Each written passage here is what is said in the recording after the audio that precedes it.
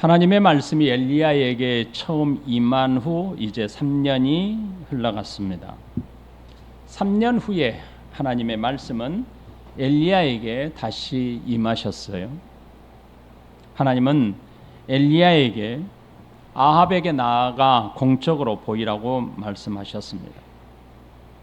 지금까지 엘리야는 우리가 알고 있던 것처럼 아합의 눈을 피해 숨어 지내던 사람입니다. 엘리야가 숨어 지내는 동안 아합과 이세벨은 엘리야를 찾기 위해 온 나라 구석구석을 다녔습니다. 그러는 동안 이스라엘에서 발견된 선지자는 아합과 이세벨의 손에서 죽임을 당해야 했습니다. 선지자들이 죽임을 당하는 시간, 아합의 곁에서 신임을 받고 있던 오베다는 자신에게 주어진 능력의 한계 안에서 선지자들을 보존하는 일에 최선을 다하고 있었습니다. 그 오베다는 하나님을 지극히 경외하는 사람입니다. 자신이 누리고 있는 직임, 자신이 지금 현재 처해 있는 환경에서 최선을 다해 하나님의 선지자들을 돌보는 일에 소홀하지 않았던 것을 우리가 지난주에 함께 살펴볼 수 있었습니다. 이제 하나님께서 엘리야에게 아합에게 나가 보이라고 명한 후에 말씀에 순종함으로 엘리야는 아합을 만나기 위해서 길을 나섰습니다. 가는 도중에 뜻밖에도 오베다를 만나게 돼요. 엘리야는 가는 도중에 오베다를 만나리라는 생각을 하지 못했을 겁니다. 7절에 보면 오베다가 길에 있을 때 엘리야가 그를 만난지라 그가 알아보고 엎드려 말하되 내 주 엘리야여 당신이니까.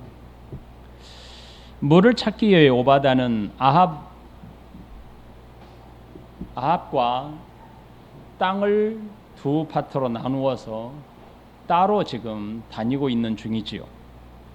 그러다가 오베다는 멀리서 자신에게 다가오는 엘리야를 보게 됩니다. 엘리야는 아합을 만나기 위해서 길을 가는 중에 있었고 오베다는 물을 찾기에 길을 가고 있었습니다. 서로의 목적지가 분명히 달랐어요. 그런데 두 사람이 마주치게 된 겁니다. 이것은 그동안 숨어서 하나님의 역사를 기다리던 엘리야, 그리고 가장 악한 왕 아합의 곁에서 하나님을 신실하게 섬기면서 선지자들을 돌보던 오베다의 만남은 결코 우연이라고 말할 수 없습니다. 하나님은 엘리야가 아합을 만나도록 하기 위해서 오베다를 통해서 일을 하셨습니다. 더구나 아합과 나누어져서 길을 나서게 하신 겁니다. 오베다는 엘리야를 보는 즉시 그가 누구인지 알아보고 엎드렸습니다. 그리고 이렇게 물었습니다. 당신이 내 주 엘리야이십니까? 오베다가 엘리야를 이전에 만나 보았거나 친분이 있어서 알아본 것이 아닙니다. 오베다가 왕궁에 살고 있었지만 핍박받는 선지자들을 숨겨 보호하면서 엘리야에 대한 소문을 들었을 겁니다. 그리고 엘리야도 아합의 궁에서 지금 선지자들을 숨겨주고 있는 오베다에 대해서 아마 소문이 일어났다면 알고 있었을지도 모릅니다. 아무튼 오베다가 엘리야를 만나 보았기 때문에 알아본 게 아니고 이후에 엘리야의 모습을 보면 엘리야는 다른 사람과 다르게 독특한 외모를 지니고 있었다는 걸 알 수 있습니다. 나중에 우리는 살펴보게 될 거예요. 그리고 그의 옷차림도 다른 사람과 좀 달랐습니다. 그래서 오베다는 즉시 이 사람이 하나님의 선지자 엘리야구나라는 것을 짐작하여 알게 된 겁니다. 오베다는 엘리야를 만나는 즉시 의심 없이 엘리야를 알아보았고 엎드렸습니다. 오베다가 엘리야 앞에서 엎드린 행위는 그를 신처럼 받들기 위해서가 아닙니다. 존경하는 마음이 담겨져 있는 겁니다. 엘리야를 내 주라고 부른 것은 순전한 인간적인 존칭에 해당됩니다. 신하가 왕에게, 종이 주인에게 존경의 마음으로 부르는 호칭인 겁니다.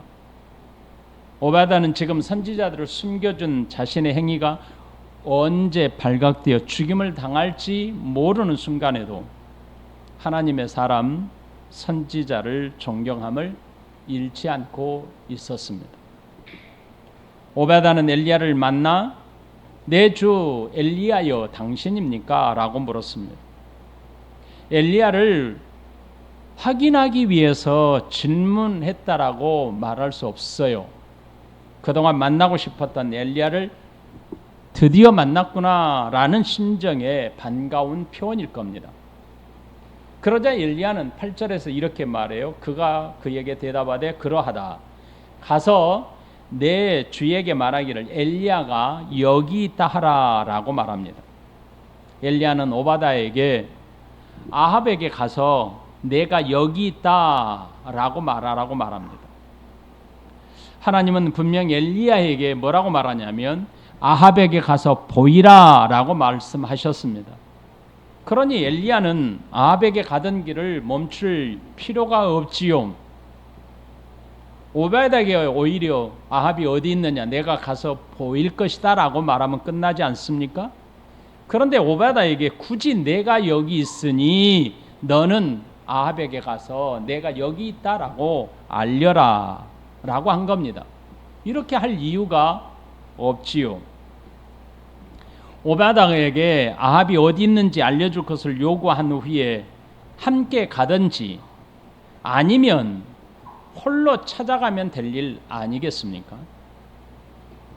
엘리야가 오바다에게 아합에게 가서 내가 여기 있다고 말하라고 요구한 이유가 있을 것 같아요. 이유 없이 엘리야가 그렇게 오바다에게 말하지 않았을 것 같으니까요.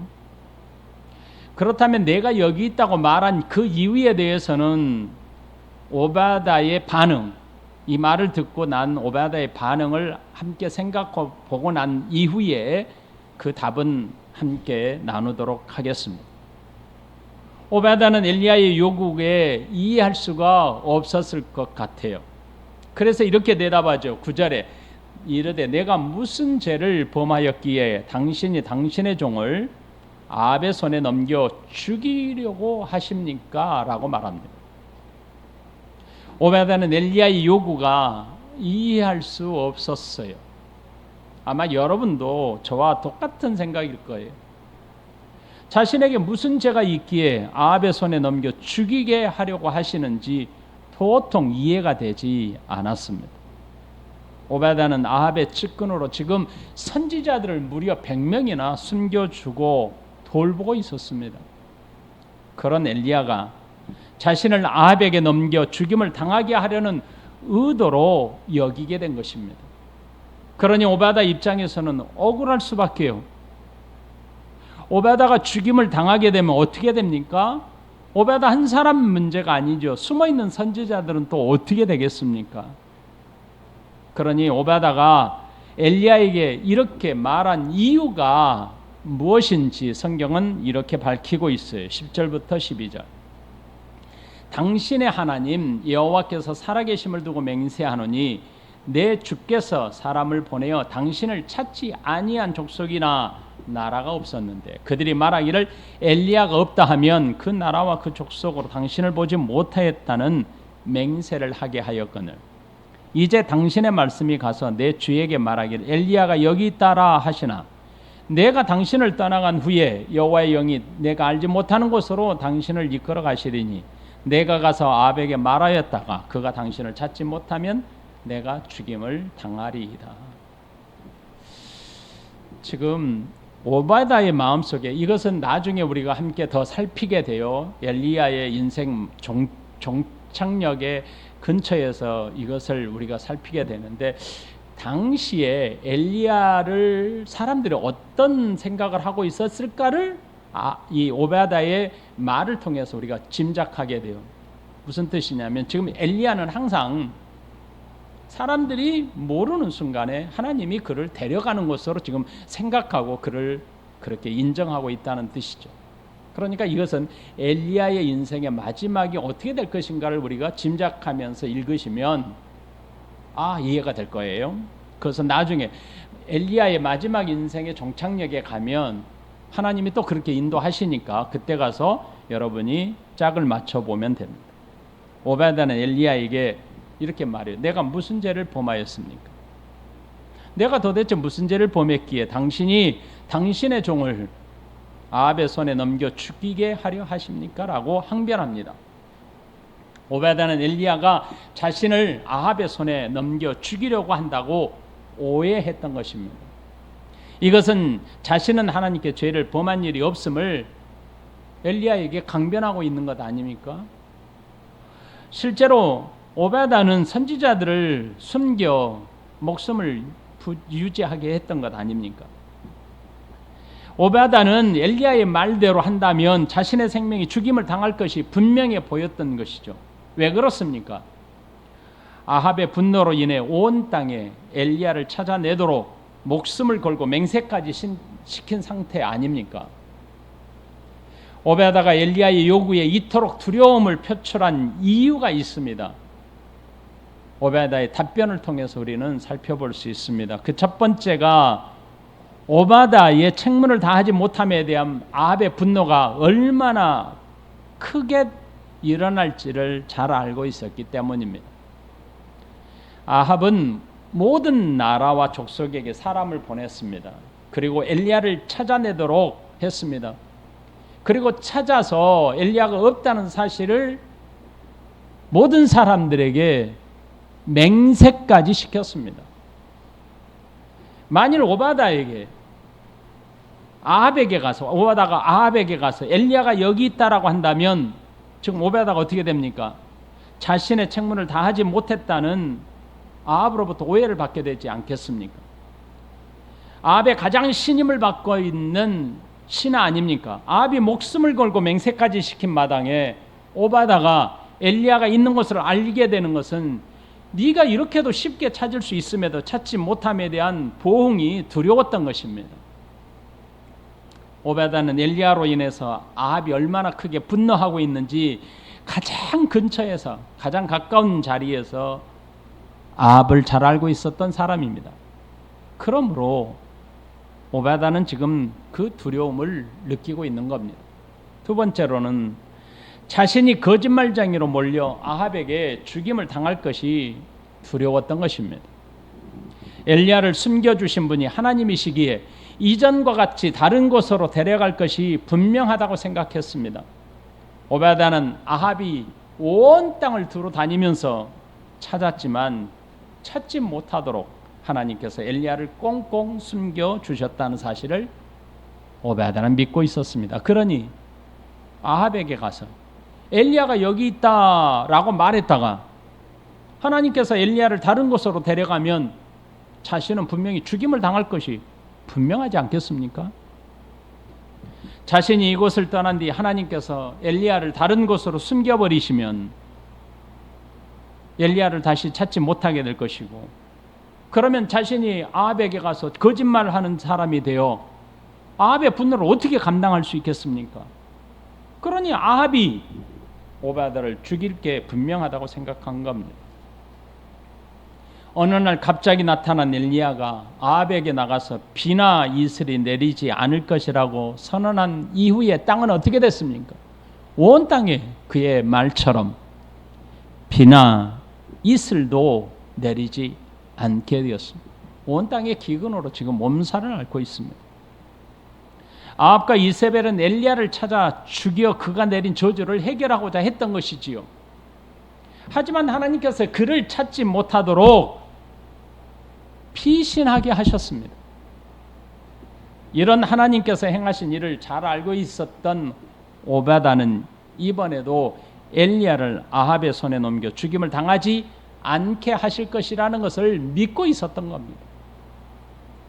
그러니 자신이 아합에게 가서 엘리야가 여기 있습니다라고 제보한다면 곧장 하나님께서 그를 다시 다른 곳으로 아무도 모르게 데려가실 텐데, 그렇다면 자신은 거짓말쟁이로 몰리게 되고 분명 죽임을 당할 것이라는 것으로 아합의 분노를 감당할 수 없다. 그래서 두려움을 느끼게 된 것입니다. 오베아다의 이런 두려움에는 근거가 있습니다. 그냥 그런 두려움이 있는 게 아니고 하나님에 대한 믿음의 근거입니다. 10절에서 오베아다는 하나님이 살아계신다라는 것을 맹세한다고 했습니다. 하나님 여호와께서 살아계심을 두고 맹세한다. 그렇게 고백한 것은 우리가 앞서서 사르밧 과부가 고백한 것과 같다는 것을 알 수 있습니다. 사르밧 과부도 엘리야를 처음 만났을 때 그런 고백을 했습니다. 그런데 두 사람의 고백의 차이가 있습니다. 사르밧 과부는 하나님에 대해서 지금 잘 알지 못하는 가운데 자신의 처지를 확고하게 엘리야에게 알리기 위해서 법정적 맹세 형식을 띄었다라고 할 수 있습니다. 자신의 처지를 알리기 위해서. 반면 오베아다의 고백은 무엇입니까? 엘리야를 존경하는 마음을 바탕으로 한 하나님에 대한 주권, 주도권을 인정하는 고백인 겁니다. 사르밧 과부는 당신은 하나님 여호와를, 당신이 믿는 하나님 여호와를 어떻게 해요? 법적적 맹세 근거를 위해서 하나님 여호와를 증인으로 사용하는 방식이었다고 한다면, 오바다는 그가 믿는 하나님, 엘리야가 믿는 하나님이 우리의 주도권을 가지고 있다, 우리의 주인이시다라는 것을 인정하는 고백인 겁니다. 오바다는 하나님이 실제로 살아계심을, 역사하고 계심을, 모든 역사의 주권자이심을 믿고 있었습니다. 하나님께서는 믿음의 사람들을 보호하시되 사람들이 알 수 없도록 인도해 가시는 하나님이 되심을 인정하고 있습니다. 오바다는 하나님의 주권을 믿고 있었기에 두려움 속에서도 하나님을 의식하고 있었습니다. 인간적인 두려움이 있지만 하나님께서 역사를 주관하심을 믿고 있었습니다. 12절부터 14절, 12절 하반절에 보면 당신의 종은 어려서부터 여호와를 경외하는 자라. 이세벨이 여호와의 선지자들을 죽일 때 내가 여호와의 선지자 중에 100명을 50명씩 굴에 숨기고 떡과 물로 먹인 일이 내 주에게 들리지 아니하였나이까. 이제 당신의 말씀이 가서 내 주에게 말하기를 엘리야가 여기 있다 하라 하시니 그리하면 그가 나를 죽이리이다. 오베아다는 어려서부터 여호와를 경외하였습니다. 오베아다가 선지자 100명을 굴에 숨기고 떡과 물을 먹인 일은 여호와를 경외함이 그 근본이었습니다. 자신의 성공적인 삶의 목표를 위해서가 아니었습니다. 오베아다의 믿음의 행위는 아합과 이스라엘에게는 반역 그 자체였습니다. 그 권세의 한 복판에서 하나님의 능력을 믿는 오베아다는 현실적인 위험을 순간마다 겪고 있었습니다.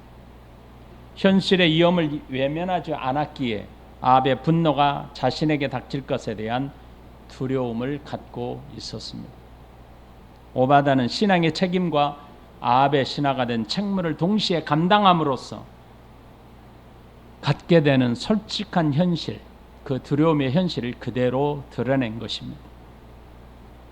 이제 우리는 앞서 질문했던 엘리야가 오베아다에게 아합에 가서 내가 여기 있다라고 말하라고 요구한 그 이유가 무엇인지에 대해서 생각해 보겠습니다. 아합은 인근 굿가와 모든 백성들에게 엘리야를 찾아도 없다라고 하는 사실을 맹세까지 시켰습니다. 그러니 아합에게 엘리야가 여기 있다라고 말하라고 하는 것은 오베아다로 하여금 위험에 빠뜨리기 위한 목적인 것처럼 보입니다. 그러나 사실은 아닙니다.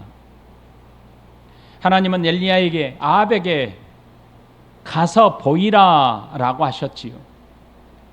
우리가 지난주에 살펴본 것처럼 그의 사역이 개인적인 사적인 사역이 아니라 공적으로 드러내라 라고 하는 것을 밝힌 것이다 라고 우리는 살펴보았습니다.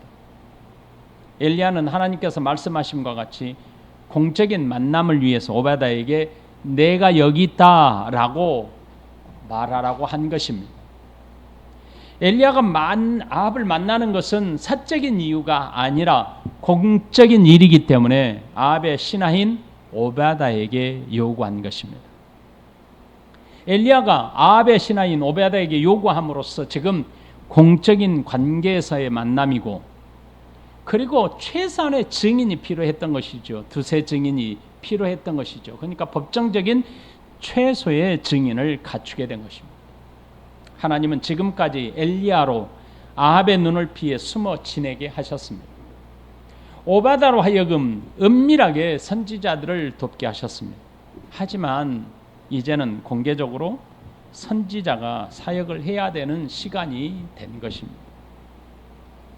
엘리야는 공적으로 사역해야 할 하나님의 때가 되었음을 15절에서 이렇게 밝힙니다. 15절, 엘리야가 이르되 내가 섬기는 만군의 여호와께서 살아계심을 두고 맹세하노니 내가 오늘 아합에게 보이리라. 엘리야는 하나님의 말씀에 따라 움직이는 사람입니다. 하나님의 말씀이 자신에게 있을 때에는 언제든지 순종했던 사람입니다. 엘리야가 섬기는 하나님은 만군의 여호와라고 밝히고 있습니다. 엘리야의 이 고백은 죽음에 대한 두려움을 표출했던 오바다에게 큰 위로와 용기를 주는 고백입니다. 왜 그렇습니까? 엘리야와 오바다가 섬기는 하나님은 만군의 여호와이시기에 아합이 가지고 있는 큰 권세와 비교할 수 없는 권세를 가지신 분이시고, 그분이 이 역사를 주관하시는 분이라는 사실이기 때문에 그렇습니다. 이제 오바다가 그토록 기다리던 시간, 그리고 엘리야가 숨어 지내면서 하나님의 때를 기다리던 그 순간이 찾아왔던 것입니다. 만군의 여호와께서 정하신 때가 되었기에 엘리야는 반드시 아합에게 나가 공식적으로 보이게 될 것입니다. 하나님께서 엘리야에게 다시 말씀하기 전에는 하늘에서 비나 이슬이 내리지 않을 것이라고 외친 선언을 이제 공개적으로 밝힐 시간이 되었다는 뜻입니다. 엘리야가 아합에게 보이겠다는 강한 의지는 인간적인 계획이나 뜻이 아닙니다. 오직 하나님이 정하신 때가 되었다는 뜻이고, 공개적으로 이제 선지자들이 일할 시간이 되었다는 의미입니다. 그러니 엘리야가 오바다에게 말한 것, 엘리야가 고백하는 이 고백에는 여기에 대한 하나님에 대한 분명한 믿음이 있습니다. 하나님은 살아계시기에 뜻하신 일을 이루시는 분이라는 확신에 찬 고백입니다. 엘리야의 이런 고백은 두려움에 빠진 오바다에게 큰 용기와 위로가 되었습니다. 오늘 본문의 말씀을 정리하겠습니다. 오바다의 믿음은 우리가 생각할 수 있는 영역을 벗어나 있는 것 같습니다. 우리가 생각하고 행할 수 있는 믿음의 한계를 초월해 있는 것처럼 보입니다. 그는 죽음의 위험이 매 순간 있었지만 하나님을 경외하는 믿음을 잃지 않았습니다. 큰 권세 앞에서 얼마나 두려웠을까라는 생각을 하게 됩니다. 엘리야가 아합에게 가서 내가 여기 있다라고 말하라 할 때 그가 두려움을 느꼈던 그 두려움을 그대로 표출해 주고 있습니다. 그러니 매일매일 그가 얼마나 큰 두려움 속에 하루를 견뎌냈겠습니까? 큰 권세 앞에서 두려움을 느낄 때 그도 사람이기에, 인간이기에 타협하고 싶은 마음이 왜 없었겠습니까? 얼마든지 그도 타협하고 싶은 마음이 있을 수 있었습니다. 하지만 오바다는 살아계신 하나님을 믿는 믿음으로 살았습니다.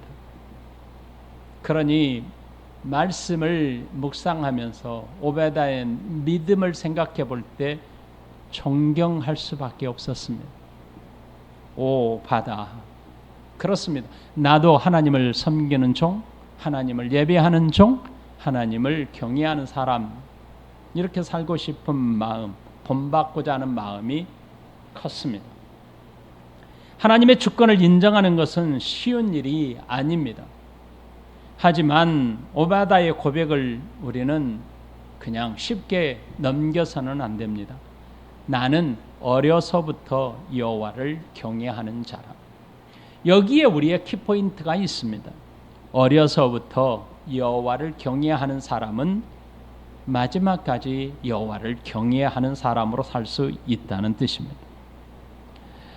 오바다의 고백은 그가 믿는 믿음이 지금까지의 삶을 어떻게 살아왔을지를 짐작하게 합니다.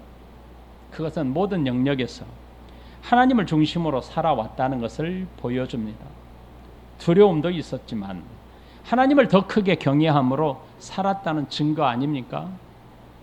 오늘 나의 삶에서 세상을 향한 두려움보다 하나님을 섬기는 마음이 더 커서 두려움을 이겨내는 은혜가 있기를 바랍니다. 어려서부터 여호와를 경외했다라는 이 표현 속에 우리의 자녀들이 어려서부터 여호와를 경외하는 모습, 경외하는 삶을 살도록 가르치는 일이 얼마나 중요한지 오바다를 통해서 배웠으면 좋겠습니다. 엘리야와 오바다는 철저하게 하나님의 말씀에 따라 순종하는 삶을 살았습니다. 자신을 찾기 위해 혈안이 되어 있는 아합 앞에 담대하게 나가기로 한 것은 엘리야가 얼마나 하나님의 주권을 인정했는지를 알 수 있습니다. 하나님을 실제적으로 그는 경험하며 살았기 때문에 가능한 일입니다. 공개적으로 하나님을 드러내야 할 때 신앙의 책임을 다하는 사람이 되었으면 좋겠습니다. 현재 주어진 자리에서 자신에게 맡겨진 책임은 최선을 다하면서 살고 그러면서도 하나님을 경외하는 사람으로 살아갔으면 좋겠습니다. 세상 권세를 두려워하는 것은 세상 권세를 내가 이길 수 없기 때문에 두려워하는 겁니다. 그러므로 우리 모두 다 두려움 속에 살아가는 겁니다. 돈이 없을 때 두려워할 수 있습니다. 건강이 내 삶을 지탱할 수 없다고 느낄 때 두려워합니다.